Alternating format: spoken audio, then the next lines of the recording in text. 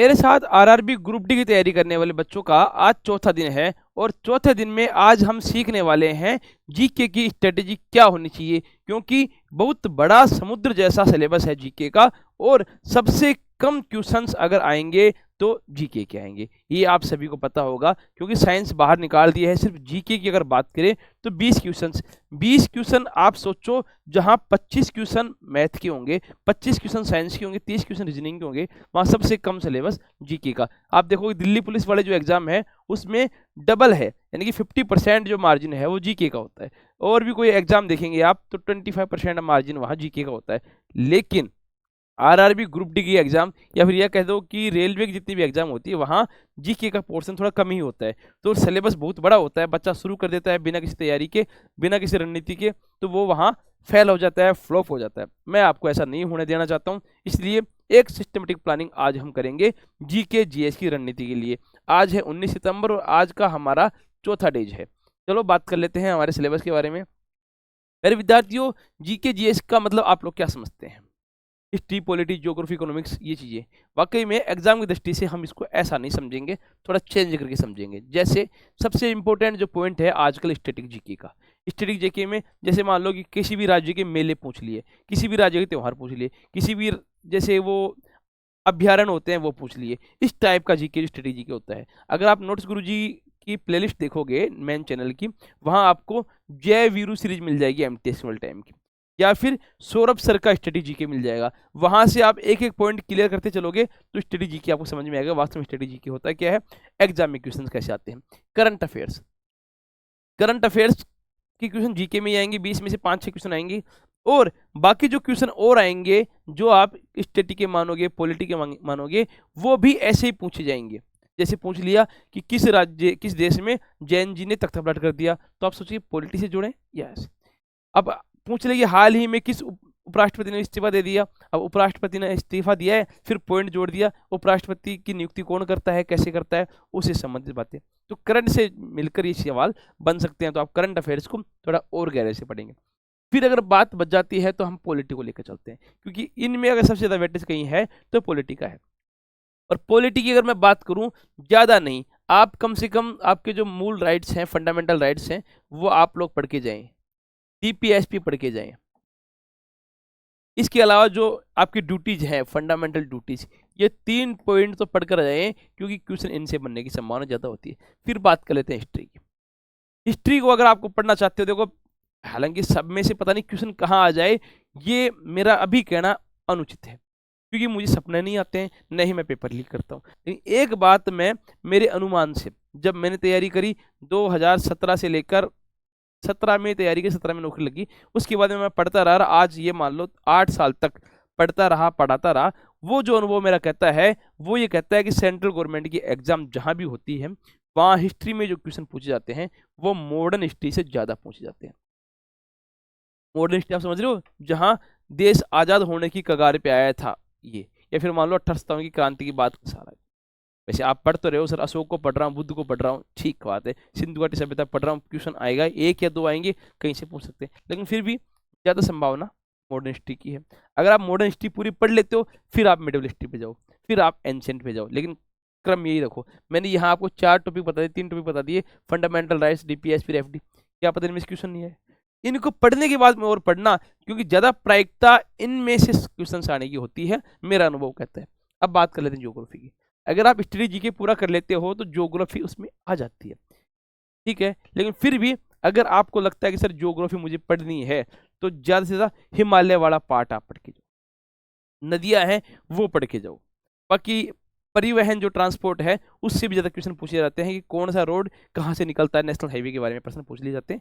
ये कुछ तरीके आप लोगों के हो सकते हैं, क्योंकि सारा का सारा खेल 20 क्वेश्चन का होना है। मेन बात ये है, इसमें कुछ क्वेश्चन टेक्नोलॉजी की भी जोड़ देंगे, लेकिन अगर जब आप साइंस पढ़ोगे, फिजिक्स पढ़ोगे, उसमें से टेक्नोलॉजी निकल के आ जाएगी, आप लोग वहां उसको पढ़ के आराम से समझ सकते हैं कि सर यहाँ हमारा समाधान हो सकता है।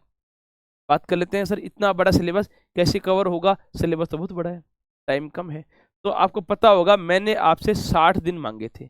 60 दिन के अंदर पढ़ने के क्वालिटीज डेज तो सिर्फ 40 पढ़ने हैं, क्या समझे, 40 तो हमारे पास क्वालिटी डेज हैं। बाकी में क्या है, मैंने आपको स्ट्रेटेजी बताई है, फिर मैंने आपको टेस्ट के लिए टाइम छोड़ दिया। कुछ दिन ऐसे भी होंगे आपके बीच में जब आप पढ़ नहीं पाओगे किसी कारण से, दीपावली का त्यौहार, हालांकि देखो टाइम कम खर्च करना, लेकिन फिर भी खर्च हो जाता है, कभी रिलेटिव आते हैं, कभी किसी की शादी आ गई, तो समस्या तो होगी जीवन में। लेकिन मैंने 40 दिन क्वालिटीज निकाले आपके।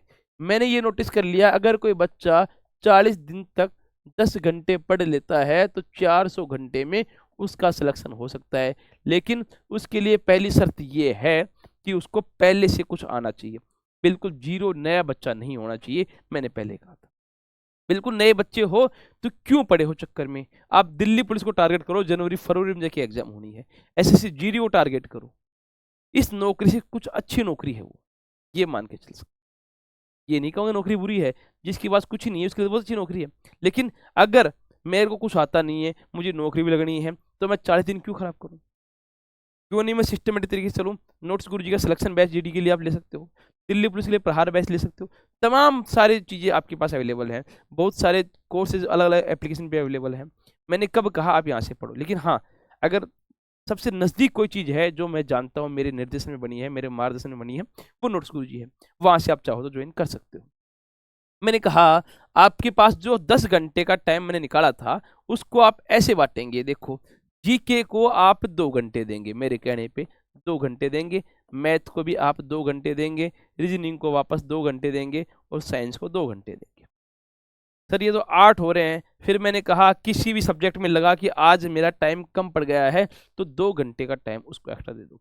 कभी लगता है कि मैं तो प्रैक्टिस करूंगा, तो 10-10 मिनट की प्रैक्टिस करके आप वो टाइम सेट, लेकिन हर सब्जेक्ट को 2 घंटे तो कम से कम देना है। ये नहीं करना सर मुझे मैथ पूरी आती है, मैथ का टाइम खा जाऊं क्या, नहीं, 2 टाइम। जितना ज़्यादा तुम सोच सकते हो कि मैं पूरे नंबर तक पहुंचूं, 25 में से 25 लेके आऊं मैथ में, कोशिश करूं साइंस में 25 में से 25 आई, वहां जितना आप स्कोर कर पाएंगे, जितनी जो आपकी मजबूत सब्जेक्ट होगी, जहां आपकी कमांड मजबूत है, उसी में तो नंबर खींच पाओगे, तभी आप कंपटीशन को बीट कर पाओगे। तो ये पैटर्न अपनाना है। मैंने कहा जीके का सिलेबस बड़ा है, लेकिन जिसको जीके नहीं आता है वो थोड़ा साइंस में पिछड़ जाए, उसका माइंड डेवलप नहीं हो, इसलिए आप लोग जीके को प्रॉपर टाइम दो। 40 दिन तो 2 घंटे पढ़ो, फिर लास्ट के 15 दिन, मैं कह रहा हूँ 15 दिन का मतलब ये है, साइंस की स्ट्रेटेजी मेरी कहती है कि 25 दिन में साइंस खत्म हो सकती है, जिसको नॉर्मल साइंस का नॉलेज है उस बच्चे को। साइंस आप आराम से 25 दिन में खत्म कर दोगे, फिर जो 15 दिन बचेंगे आप एक्स्ट्रा 15 दिन और उसको दो। 40 दिन में से ही बता रहा हूं मैं, 40 दिन तो प्रॉपर 2-2 घंटे जीके पढ़नी है, साइंस को 25 दिन में खत्म कर लो। या फिर हो सकता है किसी बच्चे की मैथ अच्छी है, वो 25 दिन में मैथ को खत्म कर ले, या फिर किसी बच्चे की रीजनिंग अच्छी है, वो रीजनिंग को 25 दिन में खत्म कर लेगा। तो वहां 15 दिन आपको निकाल लेने हैं, या फिर आप चाहो तो 5-5 दिन तीनों सब्जेक्ट में से निकाल लो, 35-35 दिन उनको पढ़ लो, और फिर तुम्हारे पास 35-35 भी खत्म हो गई, और फिर आप साइंस को बंद कर दिया, आपने रीजनिंग बंद कर दिया, मैथ बंद कर दिया, फिर 8 घंटे कंटिन्यू पढ़ लो।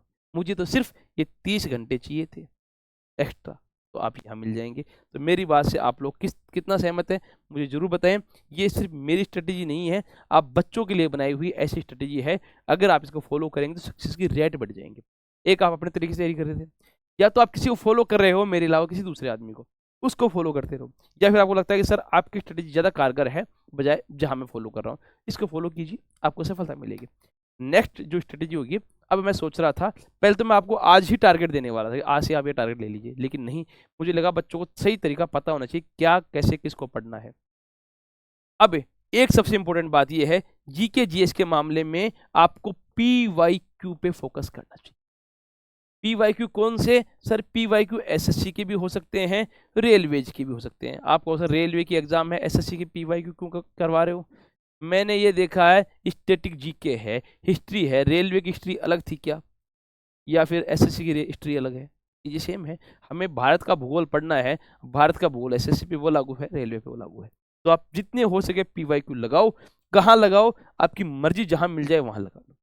एक फ्री का जो सौदा है, कोई पूछे कि सर आप कहाँ रिकमेंडेड करेंगे, तो मैं वहां रिकमेंड करूँ जहां बच्चों के पैसे नहीं लगते हो और चीजें भी क्वालिटी की हो। नोट्स गुरुजी एप्लीकेशन हो चाहे टेस्ट गुरुजी हो, वहां आपको पीवाईक्यू मिल जाएंगे। हो सकता है नोट्स गुरुजी पे शीट मिले, है ना, नोट्स फॉर्मेट की मिले, और टेस्ट गुरुजी पे प्रैक्टिस के लिए मिल जाए, ऐसी संभावना ज़्यादा है। तो आप नोट्स गुरुजी और टेस्ट गुरुजी आप ऐसे इस प्रकार से यूज कर सकते हैं। मेरी बात आपको समझ में आ रही है?